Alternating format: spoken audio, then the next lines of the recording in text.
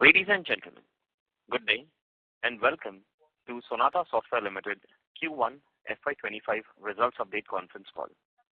As a reminder, all participant lines will be in the listen-only mode and there will be an opportunity for you to ask questions after the presentation concludes.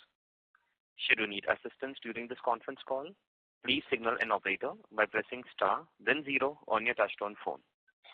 Please note that this conference is being recorded.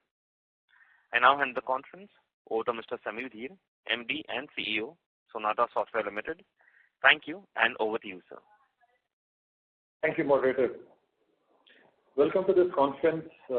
We will discuss our strategy, the progress we have made in the recent quarters, our strategic plan, and the financial results for the quarter Q1 FY25 that just ended on 30th of June 2024. I thank you for joining us today. We appreciate your valuable time and support. It is my pleasure to share our progress regarding our vision and growth trajectory for Sonata, despite the macroeconomic challenges, geopolitical issues, and slowdown of tech spending and decision delays across some of our verticals. Let me cover an update on our strategic goals first, and then I'll cover the progress we made in Q1 FY25. So first on strategic goals. As you know, our objective is to be one of the fastest growing modernization engineering firms powered by our unique platformation framework. We aim to achieve revenue of 1.5 billion by end of FY26 for the international business with an EBITDA of low 20s. From a growth point of view, we outlined a few critical bets. We want to continue to win large deals. If you recall, we announced 14 large deals in FY24 and we're making good progress in that direction. We want to deliver strong M&A performance, and our most recent acquisition on Quant has been successfully integrating with our core business. And we want to leverage our partnership ecosystem with Microsoft, AWS, and other key partners, and continue to win new clients that can scale to be 10, 25 million, 50 million clients for Sonata in time to come. We want to achieve these three goals of winning large deals, of doing successful M&As, and building strong partnerships in four verticals that we have called out: healthcare, life sciences, banking, financial services and insurance, retail, manufacturing, and high tech, CMT. With investments in healthcare, life sciences, and BFSI verticals, we incubated these verticals in the second half of 2022. And we also want to focus only on 5 geographies, which is North America, UK, Europe, India, and Australia. As you know, we modernize our clients' technology infrastructure using our differentiated Lightning tools, IP, and offerings. We're pleased to report that we're making significant progress towards our stated goals. However, we will need a few more quarters to reach our goal of 1.5 billion, as we outlined earlier. We probably will need 2 to 4 more quarters to reach to those goals, given the macroeconomic slowdown. With that, let me provide you an update on each of the strategic vectors I just talked about. So let's talk about the large deals first. Our large deals pursuits are a significant part of our strategy, with 47% of our active pipeline coming from these high-value opportunities across our 4 verticals and geographies. Let's take a moment to celebrate the 3 significant victories we had in Q1 FY25. First deal is for a US-based premier healthcare provider. Sonata will enable an optimum global delivery model and modernize their technology stack using hyper-automation and AI. Our teams will deliver cloud infrastructure, modernization services, and operations in a managed services model. This is an AI model-driven deal for us to modernize their technology infrastructure. As the client starts to move to a more managed model, we will move work from on-site to offshore in the coming 2 to 4 quarters. The second win we had is in the manufacturing and services industry in Australia. We have been chosen by the client as a partner to migrate legacy systems to the latest Microsoft technology platform for standardization and modernization, a move that will benefit the client in the long term. The third deal is for a banking financial services customer. We're very excited about this win. It's one of the top financial corporations in the US. Sonata has been chosen as a strategic partner to migrate on-prem based applications to a SaaS via platform on cloud. This is also a modernization deal. These 3 wins of large deals in this quarter underscore our commitment, our investments, both in the modernization engineering space and AI. The deals with manufacturing and BFSI I just talked about are margin accretive for Sonata both in the short and long term. The healthcare deal is not dilutive long term, but will have a short-term margin impact for the next 2 to 4 quarters as we complete the transition and make the upfront AI investment needed for the deal. Let me cover the second strategic bet that we have talked about is an update on AI. If you recall, we talked about we expect 20% of our revenue to come from AI services in the next 3 years. Currently, we have 65 million pipeline across 110 clients and are excited to have new wins worth order book of about $1 million in the most recent quarter. In parallel, we're also driving AI adoption within Sonata function from finance to HR to operations to sales and pre-sales. We have invested in an AI cross-functional organization led by Sharmila Sherikar to drive AI across Sonata and partner with CTO and sales organization to accelerate our go-to-market strategies, partnerships, research, and continuous strategy refinement as GenAI technologies are maturing. To give you an example, for the most recent win in healthcare, for a health tech client, we are harnessing the power of AI to ensure comprehensive and representative demographic coverage in clinical trials. Our client aimed to eliminate bias on the sample of people covered during clinical trials. We will use AI to ensure regulatory adherence for the client, drive demographic coverage, using GenAI to gather new regulations and automate the adherence process with requisite approvals inbuilt. Our Harmony.ai infrastructure was pivotal in enabling this deal win and subsequent AI model implementation. Our responsible first approach prioritizes ethics, trust, privacy, security, and compliance, and continues to empower our clients to make the right decisions. Across several clients, we are enabling GenAI-driven engineering scale, especially with our IntelliQA solution accelerator, which drives efficiencies in the software development lifecycle in itself. Approximately 67% of Sonatians are now GenAI level 1 trained, demonstrating our commitment to upskilling and potential of AI across our operations. With that, let me move to the third update, which is update on scale. As you know, we have been focused on driving accelerated outcome for our clients using modernization. Within that, cloud and data is a significant bet that we made. We have continued to make progress in cloud and data pipeline, and that now stands at 52% of our pipeline. To put this in perspective, more than half of the pipeline of Sonata is now from cloud and data. That number was about 15% 2 years back. Microsoft Fabric, as you know, Sonata is proud of being a featured and launched part of a Microsoft Fabric, the data analytics platform for the era of AI, which was made generally available in November 23. Our expertise and unwavering endeavor helped us win 9 deals in Q1 of FY25. We continue to witness significant pipeline build for Fabric since its launch with a 46 million pipeline across 80 plus clients. Our team of 450 plus Microsoft certified Azure data professionals and 150 plus DC600 certified professionals enables our clients to leverage this new end-to-end analytics SaaS platform paradigm.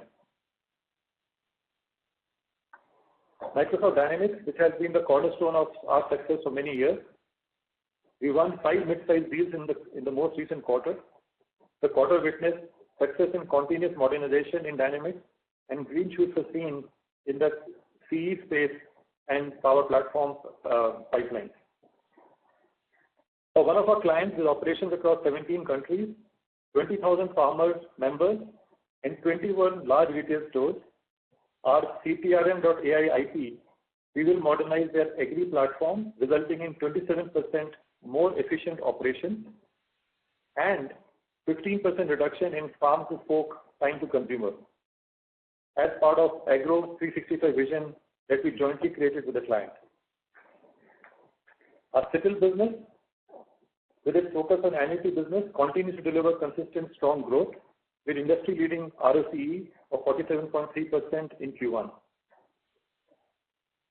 In the most recent quarter, Sonata made its debut in the Brand Finance India 100-2024. We were adjudged as one of the top 3 fastest growing Indian brands with an 83% increase in our brand value.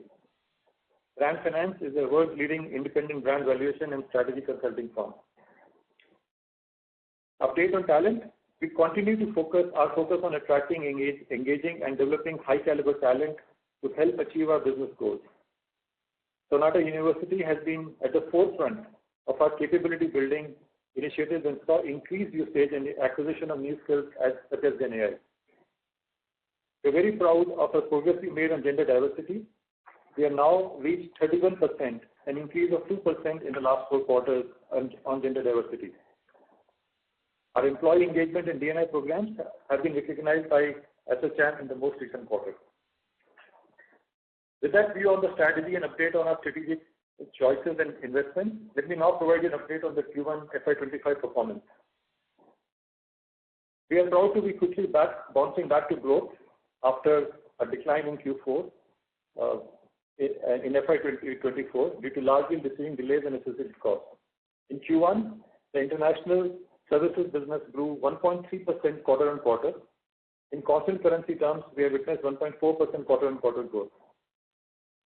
In the most recent quarter, we saw an order book of 1.24, book to bill of 1.24 factor in the international services business. We are still pursuing another 49 large deals, which is in addition to the 3 deals we closed in the most recent quarter. In Q1 FY25, the 3 deals we closed had one of the Fortune 50 companies in the banking space. Our EBITDA before other income and forex grew sequentially 1.4%, a significant improvement from last quarter on EBITDA front, from 17.3% in Q4 to 18.7% in Q1. In SITL, our gross contribution in domestic business grew 7% quarter on quarter, from 64.8 crores to 68.5 crores. Utilization remains steady at 87%. Quarter on quarter, our headcount increased by 198 FTEs, close to 200, with an overall attrition for the quarter being around 16%. We have now at 21 clients who have a run rate of more than 3 million annually at Sonata. Last year, same time, that number was 16. So we increased by 5. We moved from 16 to 21 clients with more than 3 million annual revenue run rate. In addition, we now have 12 clients with more than 5 million revenue run rate. In summary, we were and are optimistic about our long-term growth prospects.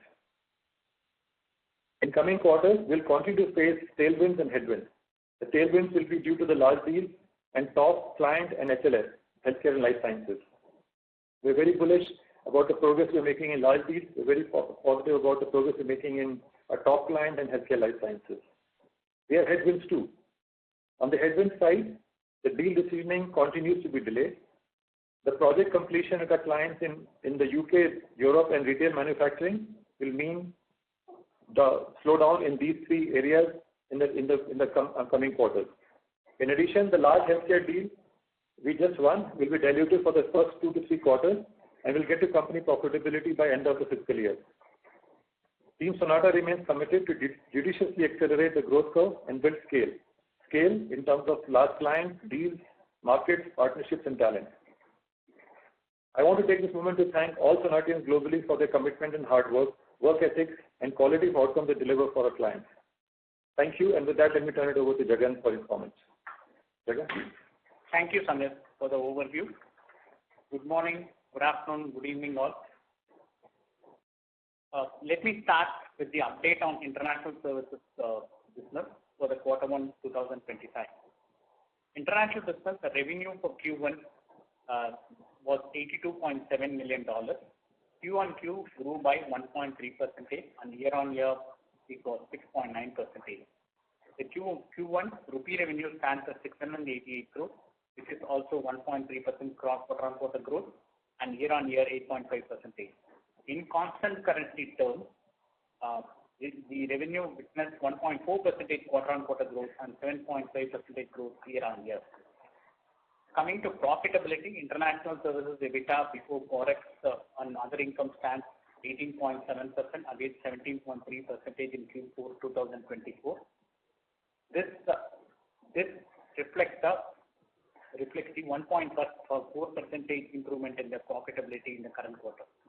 The impact for international services stands at rupees 65.1 crores, which was actually mainly influenced by a forex loss and a change in the taxation because of a SEZ moving from a 5 year to 10, next level of 5 to 10 years bracket, resulting in impact on the overall profitability of the company also. The growth driven by soft clients and the quant profitability offset by a transition and AI investments in the large deal, the healthcare, the new healthcare deal what Samir was mentioning now. At the international services level, the Q1 2025 ROC stood at 18.8%, Q4 was 24%, and the Q1 2025 RONW stood at 21.6% compared to 26.7% last quarter. This major impact is because of 3 months of borrowing have increased for us from $43 to $75 million. That was the reason for the impact. The returns have not reflected in spite of increasing in the profitability because of the loan amount increasing here.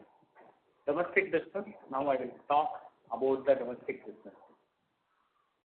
And our revenue for Q1 stands at 1,849.4 crores, grew by 22.1% quarter on quarter and 32.9% year on year.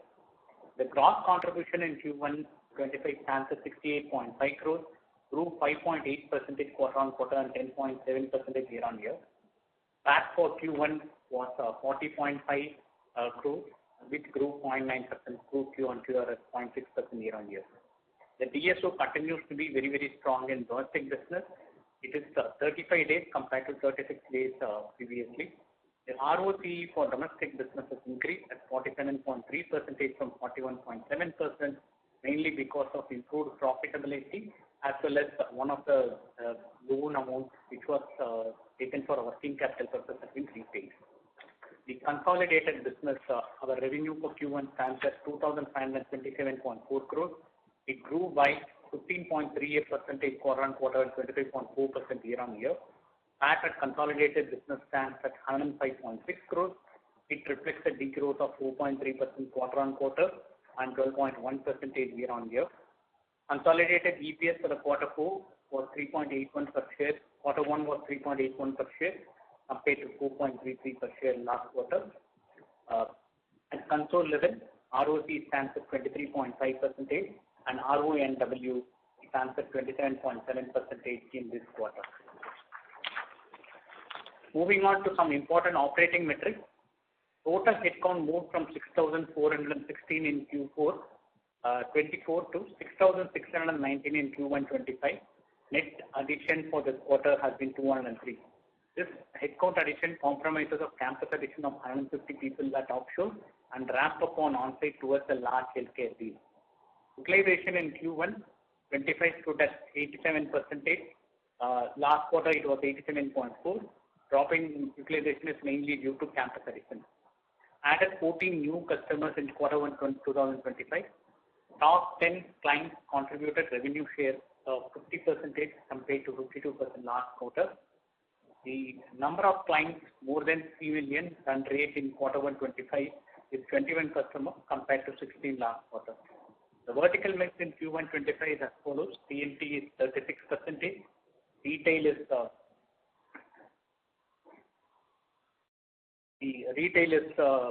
retail and manufacturing is 34%. HLS is 10% and BFS is 16% and emerging is 4%. Revenue by top GTMs, our data is 16%, Dynamics is 25% and cloud is 39%. As mentioned by Samir, our data and cloud also occupies more than 50% of our pipeline acquisition. The Q1 25 order book stood at 1.24x of international services business. Our international services DSO for Q1 was 45 days, which is same as the last quarter. In summary, we continue to remain optimistic about our long-term growth prospects. Thank you. With that, let me turn to moderator for question and answer.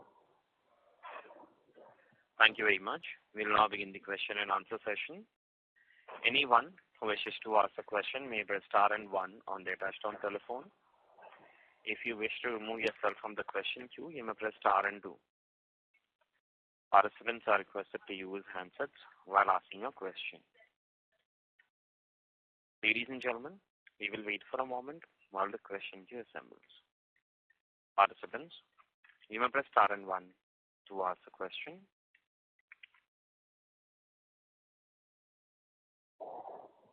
The first question is from the line of Dheeraj Dave from Samvad Financial Service. Please go ahead.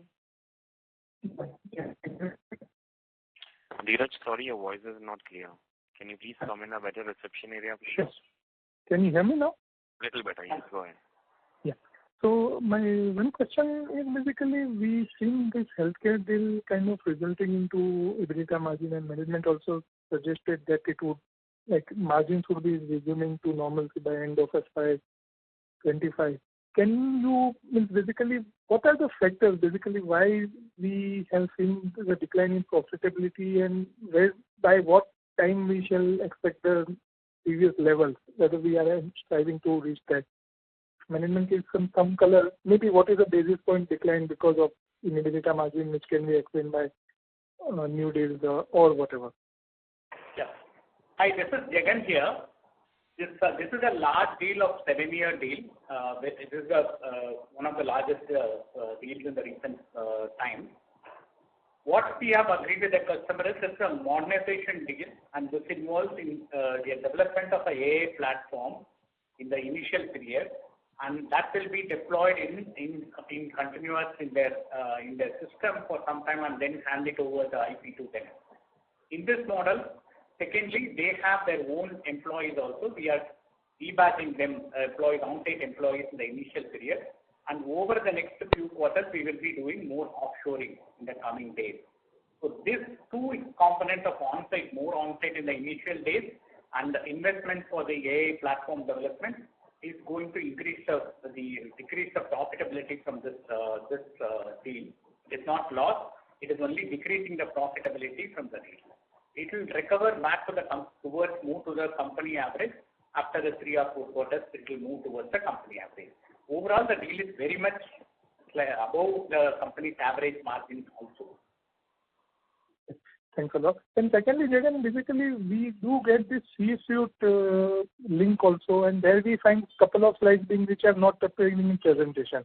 So my suggestion would be if you can integrate and give one presentation, because I was actually, every time I get confused when financing comes, we have 4 or 5 slides which are not part into the main deck. So rather than having 2 presentations in 2 ways, why can't we have a consolidated presentation? And that will make everyone, basically we can focus on con call as well. Otherwise, we are looking at one presentation, some slides, data points which you talk, they come in C-suite slides, but that's not available into the main presentation. So my request is if you can integrate one and give only one presentation, that would be good. Wish you all the best. Yes, thank you. Thank you. Definitely we'll consider that. Thank you. Next question is from the line of Akshada from Vivok Commercial. Please go ahead. Yeah, hi. I have a couple of questions. But so far, still international growth has still kept and it's been a little under what we would have, or I would have expected. So why is that the case? I do understand there were some deferments, but are we expecting those to continue? And my second question is regarding the guidance. Do we maintain the guidance for FY26? Yeah, okay. Okay, I want just to give a clarification on this. I'll start with the guidance for the year. Our guidance has been our growth will be industry-beating growth. We have not given any specific numbers for the growth in this year. No, I mean the FY26 guidance. That is meeting of $500 million and $1.5 billion target. Correct. That will be delayed. I've been telling in for the last at least 1 quarter that will be delayed at least by a couple of quarters more. That is our expectation now. Okay. Coming to this deal, the momentum and the revenue growth, pipeline is strong, order book is strong, but as we said, the revenue momentum, particularly for BFSI and for healthcare will bounce back, but BFSI will take a little while.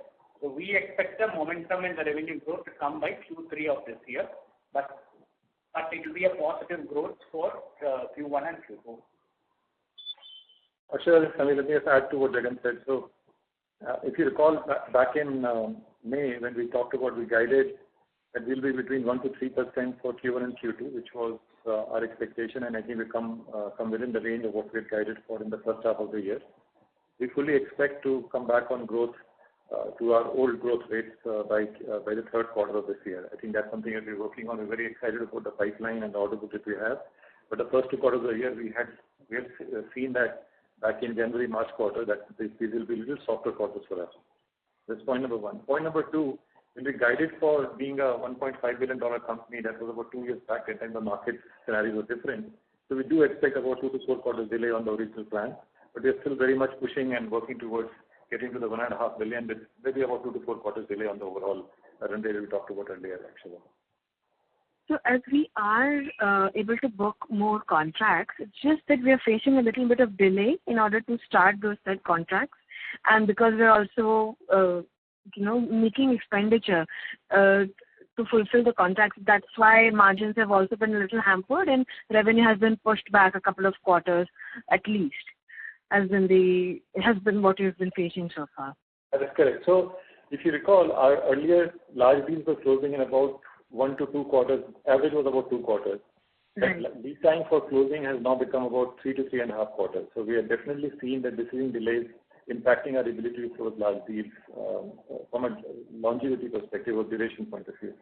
However, because we have, like I said earlier, we have 49 large deals, so we're still very optimistic about the momentum to keep catching up as we address this decision delay that we've been seeing in the marketplace. That's what is explaining the Q1, Q2 softness that we have seen, or compared to our own run rate. So that's what we guided earlier. We had seen that coming. That's why we guided the market that for 2 quarters we'll see slightly lower than expected growth of our own run rate. As far as the margins are concerned, clearly the healthcare deal that we won, like Jagan alluded to, this is a transformation deal with AI built in. So we're going to make an investment in the deal itself in the next 3 quarters to make sure that we can transform the AI estate. And also, this is a largely on-site deal right now. We're going to move the work from on-site to offshore. And as we move the work from on-site to offshore, our profitability will kick back in latest by Q4 of this year. That's what their expectation is right now. So what is the expected revenue for the US-based healthcare deal that we were just talking about? We can't disclose, unfortunately, the revenue size of the deal, but it's in our parlance, it's a large deal, Ashita. Okay. It's an important, just one more quick point. It's a very important deal. It's a 7-year program. We took a conscious call to take a short-term hit for the long-term benefit of the company. We think it's a strategically important deal. It's one of the key premier providers in the US market. So it opens up the whole provider market for Sonata as we move forward. As you know, healthcare vertical was incubated by us about 2 years back. For us to open a 7-year large contract is a pretty significant step for us. Yes, it's a dilution for 3 quarters, maybe 2 to 3 quarters, but we fully expect this will be accretive to the company come late Q4 and definitely Q1. This is the largest deal in the recent past for us. Okay, that's great. So my last question is the decision delay that you've been facing and the industry has been facing. Do we have, any data or, any momentum that can tell us that in the next 2 quarters things would get better? Or is it more of an industry assumption so far? It's largely the industry headwind. Industry is very broad term, for the markets and the industries that we operate in, the verticals we operate in, which is healthcare, banking, retail, and high-tech. We're definitely seeing some delays, and we think in the client base and the vertical that we operate in, it's catching up. The delay cycle is catching up, and as the pipeline builds up, we'll be back on our old growth rate. Okay. Thank you so much, and all the best. Thank you. Thank you. Next question is from the line of Suraj Malu from Catamaran. Please go ahead. Sir, can you please provide what is the employee expense, other expense, Can you speak a little louder, please? Am I audible now? Yes. Yeah. Can you please share for the domestic business, what is the employee expense, other expense, and other income for this quarter? So this quarter there is no exceptional other income or other expenses for this quarter in domestic business. It's a regular one, normal investment income and forex, whatever it was there. That is the only component in other income. Other expenses also doesn't have anything more. Employee expenses is in line with the business growth. We have added few more people in the business, so the cost is reflective of the in line with the revenue growth normally. Slightly few more people have been added. Got it. Is it possible to share the absolute amount? Difficult here. We don't share it outside because that for one quarter if I share, I have to share for every quarter. There's nothing to hide, but for that business, the product cost is more important than the employee cost. So we continue to hold at that stand. Okay. Thank you. Thank you. Next question is from the line of Mihir Manohar from Carnelian Asset Management. Please go ahead. Mihir, may I request you to unmute your line and go ahead with your question, please?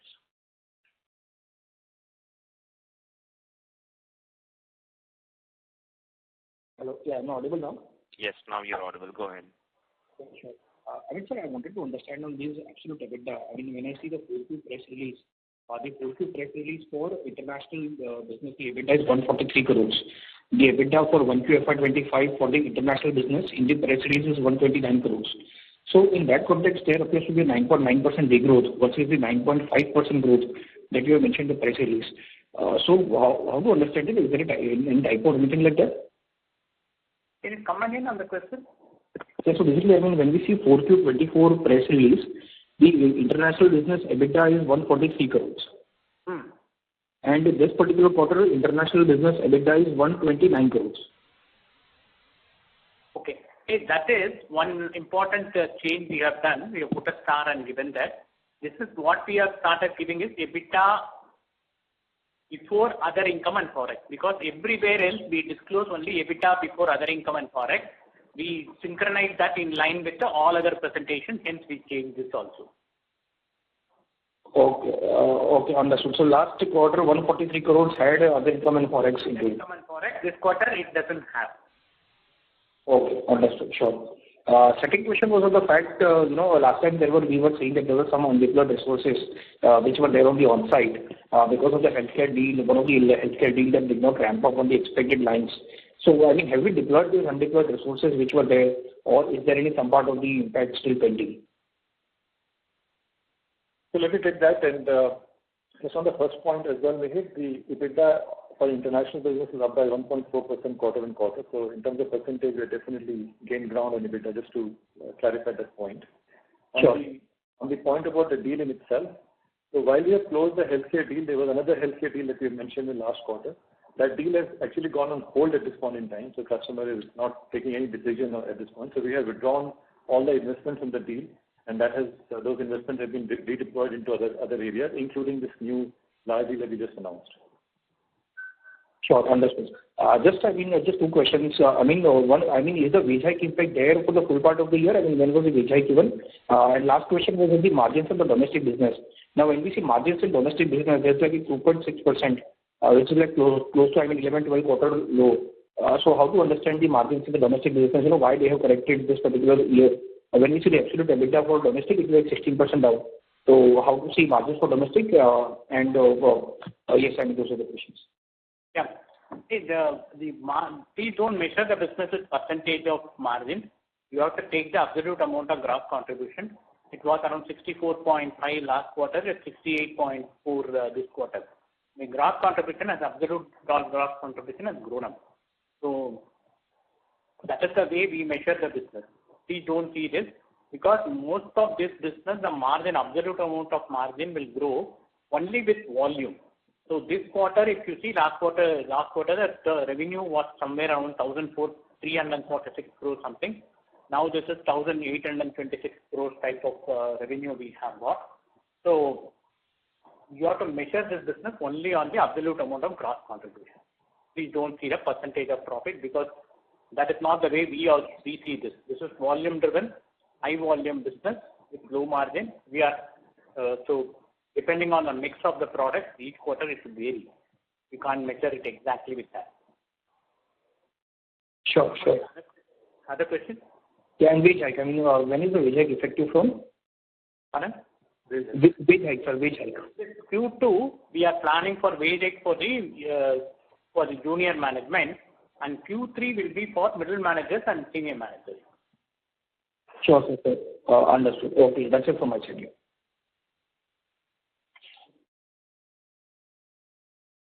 Thank you. Next question is from the line of Chirag from Ashik Institutional Equities. Please go ahead. Hi. Just one question. You mentioned that 3 years down the line, we are expecting 20% of the revenue from generative AI and all. So, what sort of margin and operating profile of work we looking in this area? Yeah, so I think the margin for current wins in the pipeline that we have is accretive to the average margin. So we are definitely seeing an uptick because these are generally speaking more business-driven deals and IT-driven deals because most of the sale and project that we're winning is really working with the business stakeholders directly. The example I talked about, the health tech client, is also a sell into the business side of the house. So margins are accretive to the average Sonata margin. Okay.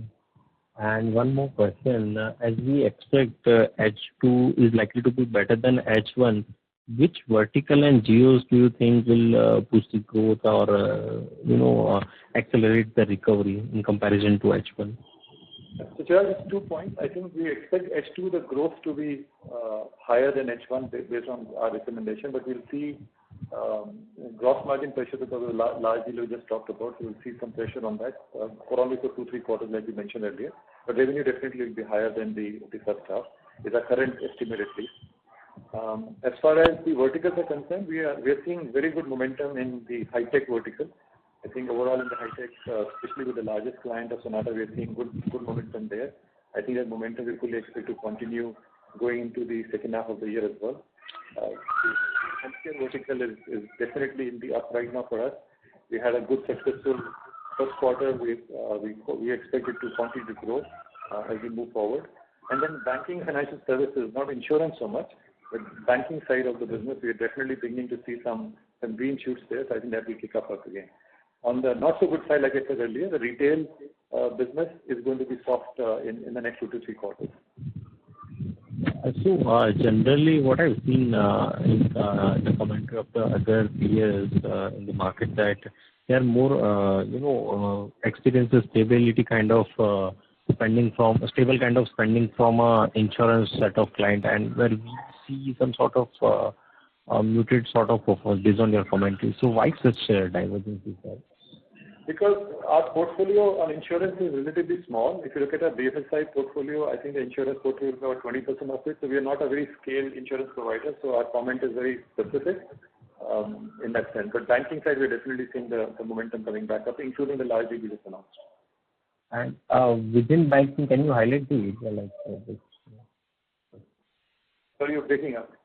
I mean, within banking, which areas do you think accelerate the momentum? Within banking, the bulk of the work we're doing from a technology perspective is in the data and cloud side, but if you look at the division of banking, it's largely the retail banking side of the equation.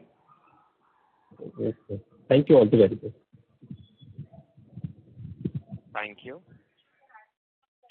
Next question is from the line of Prolin Nandu from Edelweiss Public Alternatives. Please go ahead. Yeah. Hi, Samir and Jagan.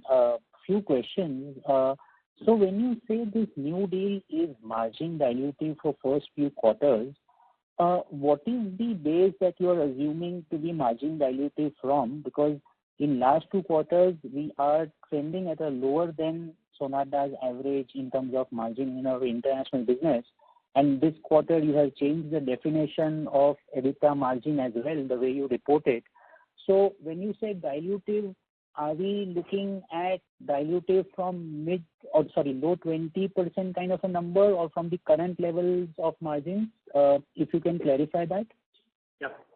A couple of points I have to share with you. We have not changed the way that EBITDA is reported. EBITDA was reported in all the places, investor presentation, earning presentation, everywhere. it was reported as a EBITDA before forex and other income. This was also an input from a couple of analysts like you, who earlier gave us the input that we measure only by EBITDA before other income and forex. So we started reporting in that way. It is almost like more similar to EBIT, what you people measure on that. So we are synchronized. We thought that press release alone is having after other income and forex, so we standardized that. The second point is we have headwinds in this Q2 and Q3 due to salary increase, wage revision. The third point is this deal is also little dilutive on the margin compared to company margin. It is not a loss-making deal, but it is little dilutive compared to the company average margin level. Hence, we said there will be an impact of it. So coming to the EBITDA margin, we said the last quarter margin was the lowest point of margin. It will not, we have improved this quarter and we are trying to be in this range of margin, but we may not be the 20%, early 20s margin we will reach by end of this financial year. That we have committed earlier, and we are still positive towards that plan.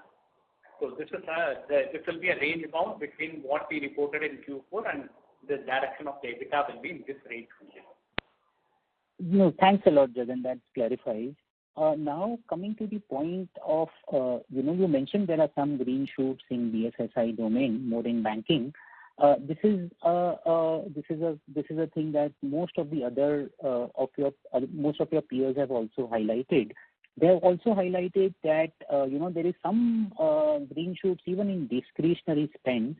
But going by your comment, it feels like the indecisiveness in terms of closure of deals is pretty much at a similar level where it was in last quarter. So is there any reason for this divergence? One is that. And secondly, related to BFSI, we had a deal in Quant also, which fintech deal, if I'm not wrong, which was delayed. So where are we on Quant, and are we completely on top of how the seasonality works in that acquisition? So yeah, a few questions, but you'll get the gist of it. Yeah, let me see if I can answer each of them one by one. So the large deal that we just announced is the joint Quant and Sonata deal. To answer your question, so that's the one that we just announced, the third deal. We're very excited about it. Now, as far as your question is concerned of seasonality, I think yes, absolutely, we have factored in seasonality. If you recall, in Q4, January-March quarter, we did see softness in the Quant business, and that was largely seasonally driven. And I think even in the next Q4, our Q4, January-March, we'll see seasonality effect in Quant again. That's just the cycle of the business that Quant runs. So that's on the seasonality side. The third question that you had was on the discretionary spend. So the growth that we're seeing in banking is largely on the discretionary side. What my comment was on the large deals. The large deals are taking still longer time across verticals, but the discretionary spend is opening up in small to mid-sized projects. But we still continue to see large deals taking time as much as it's not closing as fast as they were probably closing earlier. So it's consistent to that extent from industry. The discretionary spend has definitely opened up. May not be in big deals, but definitely the signs are there. It's opening up in banking. Great. Thank you for that. Last question is on Microsoft, right? I mean, that's one of the biggest clients for us in terms of selling to and selling through Microsoft. Now, if I listen to the conference call of Microsoft, I see a 20% kind of a jump in terms of Fabric paid customers for Microsoft on a quarter-on-quarter basis. So when we think about monetization of this relationship that we have specifically on Fabric, how should we look at this paying customers for Microsoft and monetization opportunity for us? That is one. And on Dynamics also, if I'm not wrong, what happened last quarter was, the F&O vertical, which is finance and operation, there was some, headwinds there while sales was doing better. What is the situation there? If you can highlight some bit on Microsoft, that would be very helpful. So let me take the second part of the question and then come to the first part. So the Dynamics, as far as F&O is concerned, we're definitely seeing a stronger order book in Q1. and I think that will reflect in our coming quarters in Q2 and Q3 both. So I think the Dynamics business is back on the growth rate that we had anticipated. So we're not concerned about the Dynamics part per se. As far as the question is concerned on the Fabric side, now what Microsoft has done is they have really combined their Power BI and Fabric businesses largely, and the number that you're seeing is a combination of Power BI and Fabric. What we are talking about is the Fabric on its own, not Power BI included, and we are continuing to see some good momentum in the Fabric side. So some of the new logos that we opened recently, we announced a few last quarter. Even this quarter, we opened several new logos. Fabric is helping us open those logos because it's a very differentiated Sonata offering at this point in time, so it is helping us scale it out. Now, with Fabric, what happens is you get into a new client, you do a proof of concept, which takes about 2 to 3 quarters, and then you start to piece up to a larger deal of data transformation overall. So we're still in that phase of the first part of the data project coming up. In fact, we just closed another mid-sized deal on Fabric, which is a multi-year contract on data modernization because of Fabric. So the Fabric initial momentum is beginning to build up.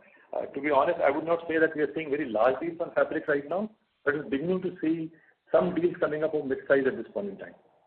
For us. Great. Thank you. That's it from my side, and all the best. Thank you very much.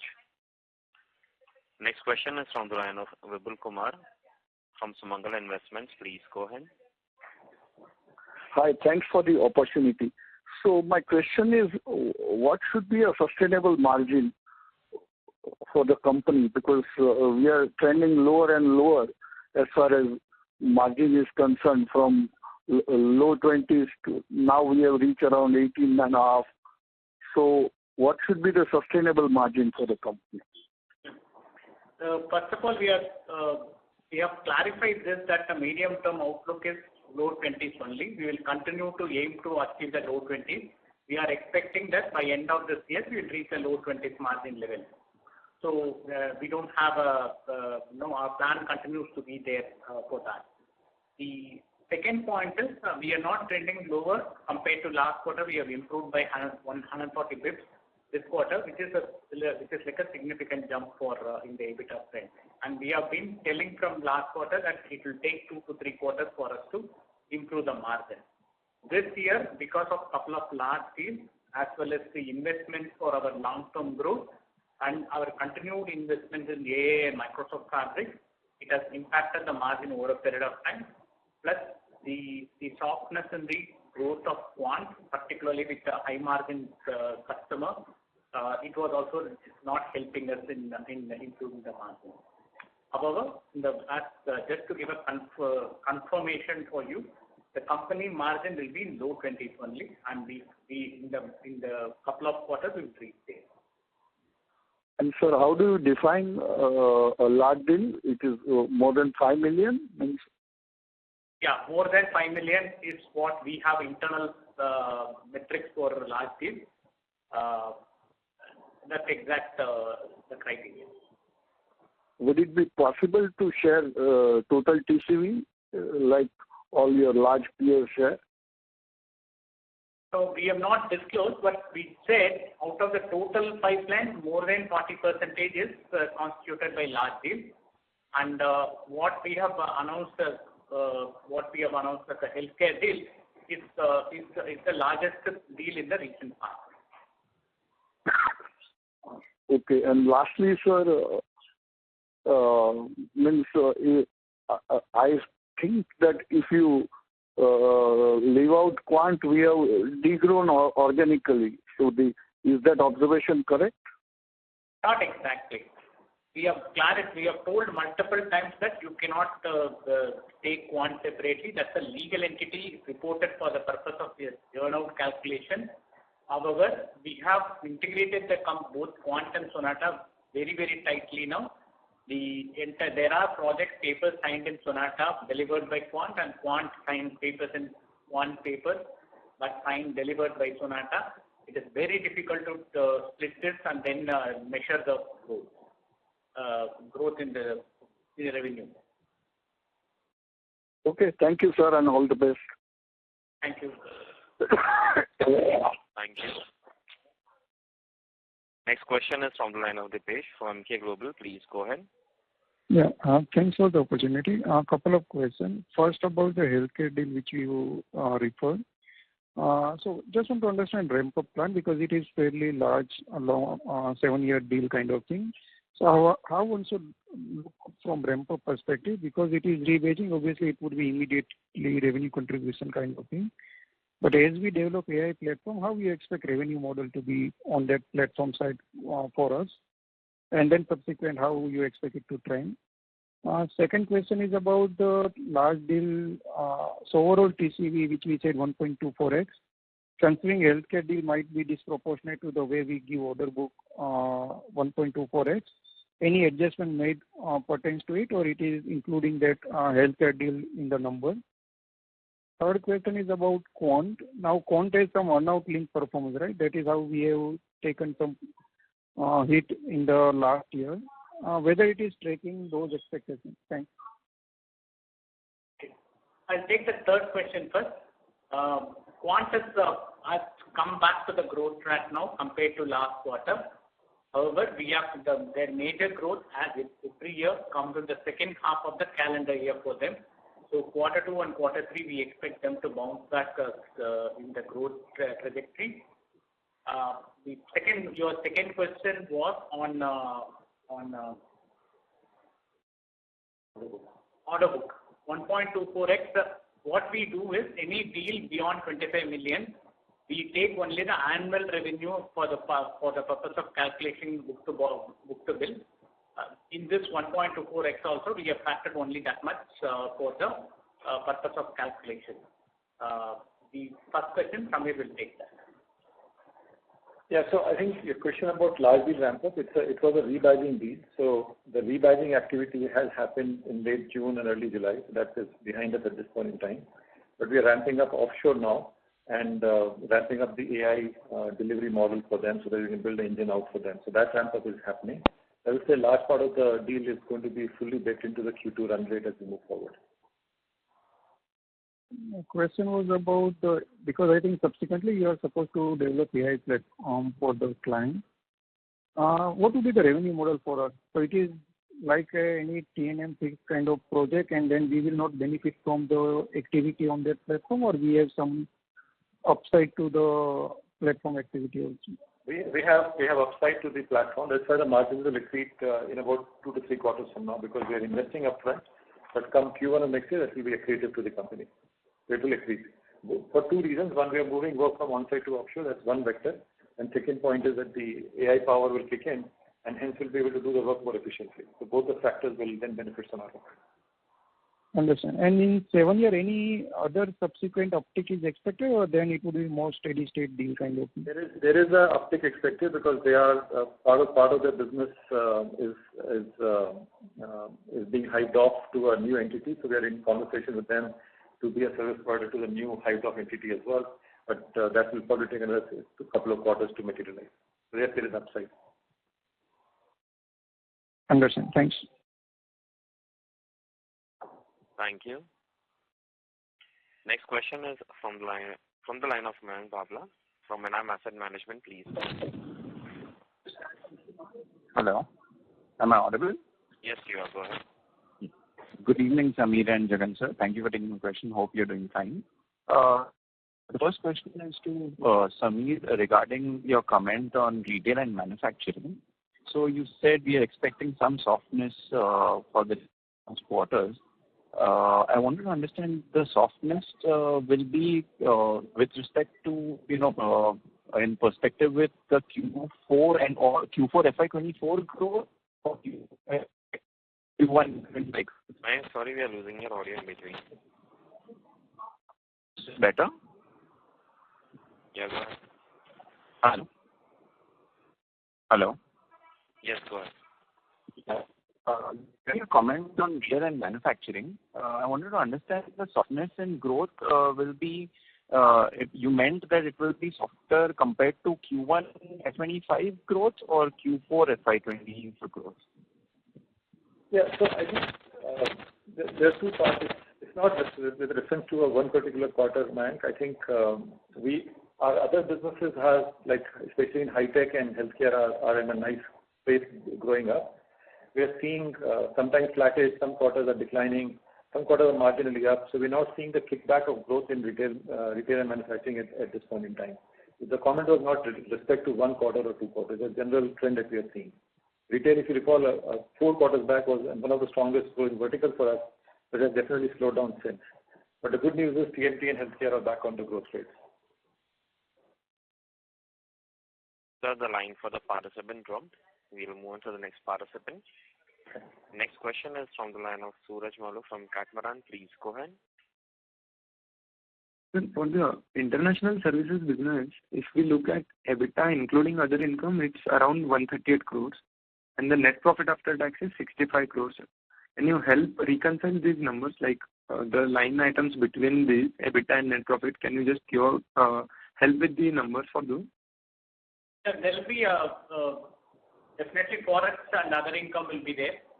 Then amortization of intangibles is there. Then depreciation is there and tax is there. So amortization and intangibles we have given in our earnings presentation. Every quarter we give that how much is the amount is there. You can take it from there. That is a major portion because it's an acquisition because of Quant acquisition and the earlier acquisition. The amortization amount will be there. It's almost like a 54 crores of amortization will be there apart from depreciation, tax and forex and other income. This quarter forex and other income would have been, other income will be positive but forex will be a negative impact. And net that total other income will be around 9 crores, right? Other income was, I don't remember offline the number, but a forex there is a loss for this quarter. 1 second, I'll just tell you. The total other income and forex together is about 9 crores, correct? Got it. Okay. Got it. Thank you. Thank you. Next question is from the line of Tushar from Incred Capital. Please go ahead. Am I audible, sir? Yeah. Yeah. So it was regarding the AI engagements with the top client. So it is predominantly with the sell to, or are we seeing engagement with the sell with segment also? And regarding the rebadging, so most of last part of the rebadging is done in the 1Q employee days, or some rebadging will be coming in 2Q?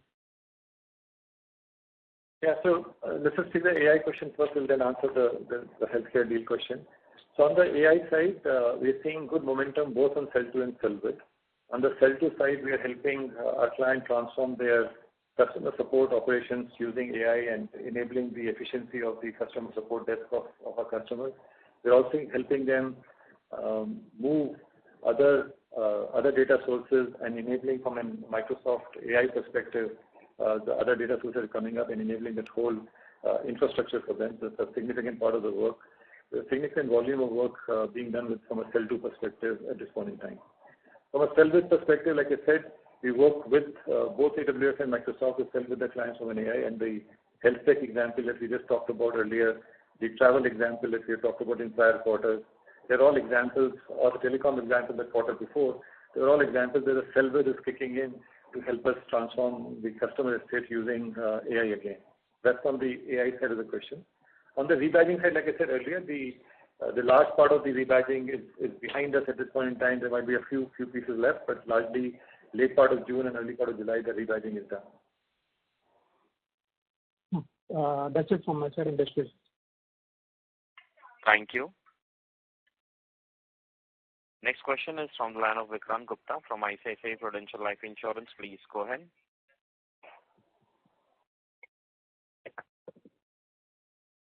Vikrant, may I request you to come in a better reception area? Your voice is breaking. Yes. Vikrant, we are unable to hear you. May I request you to come in a better reception area, please? Sir, the line for the participant dropped. We have the next follow-up question from the line of Mayank Bhavla from Enam Asset Management. Please go ahead.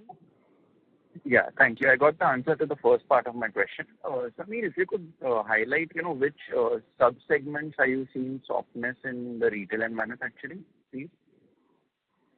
Yeah, so I think on the retail side, generally consumer-facing retailers, mostly online, is where we have seen the softness, Mayank. And manufacturers, I would say, across the board, we have seen some softness. Okay. Okay, sure. And so my second question was to Jagan, sir. So there was a loan taken for the Quant acquisition, and we had planned to gradually pay it off through FY25 and 26. Could you give us an update on that, sir? Yeah, we have taken a loan of around $55 million when we acquired Quant. We were expecting the RBI issue, which is a procedural issue, to be completed, but it is still going on, and it may take a couple of quarters more for us to come out of that issue for us. It's not able to use the corporate pool of money here in India to repay the loan. So we are continuing the loan, and we have to do an additional borrowing now in the month of March 2024 to pay the first installment of earnout, which is about very, very close to 55 million. So we have increased the loan. 55 was paid, around 13 million was paid, and the balance was 43 million by end when we converted the loan to a $75 million loan, which helped us to pay the earnout, and the balance amount was funded internally. Okay. Okay. Fair enough. So thank you for taking my question. Best of luck. Thank you. Next question is from the line of J. Daniel from Entropy Capital Advisors. Please go ahead. Yeah, can you hear me, sir? Yeah. Yeah, so you have given your long-term vision of going from 1 billion to 1.5 billion. Earlier you said you will get there by FY26. But your presentation now says it will be 3 to 4 years, which means FY28. That is just a 10% CAGR over 4 years. So, I mean, can you, reconcile these two numbers? No, it was 3 to 4 years sometime back. Originally, when we put the slide, we have not amended it. The FY26 target, what we have updated is, it will be delayed by a couple of quarters. 2 to 4 quarters, it will be delayed. Okay, okay. And, sir, in respect of your pipeline, what is the total value of your pipeline? We have not disclosed the total value of pipeline. Yeah, because last quarter, I think you said 60 million was your pipeline for AI, right? Correct. And that was some 20% of your total pipeline. So your pipeline comes to around 1.1 billion. We have not given the percentage as such. We told the total absolute value of the pipeline. And that pipeline has grown a lot this quarter. Definitely has been growing. This quarter, we have mentioned that more than 52% of our pipeline is data and cloud. We have not mentioned the value for the same. And your conversion rate is 35 to 40%? Conversion rate is 35 to 40%. Correct. Okay. And in respect to the salary, you're saying there's going to be a hike in Q2 and Q3 of this year. Okay? But your salary is already up 13% Q on Q and 11% year on year. No, 11% Q on Q and 13% year on year.